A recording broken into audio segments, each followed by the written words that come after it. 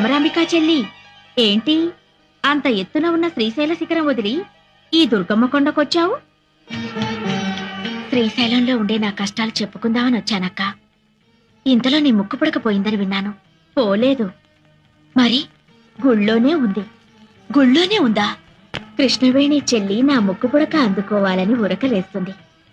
అది జరిగితే ప్రళయం వస్తుందిగా, అందుకని నేనే తీసేశాను.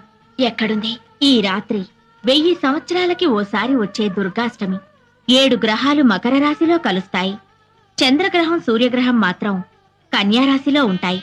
ఆదిశక్తి అపరజ్యోతియే ఆకాశంలో వెలుగుతుంది. త్రిమూర్తులు కూడా ఆ జ్యోతికి యజ్ఞశక్తిని ధారపోస్తారు. ఈ రాత్రి ఆ దివ్య గడియల్లో ఎవరైతే నా వ్రతం చేస్తారో వాళ్లకు నా ముక్కుపుడక దక్కుతుంది.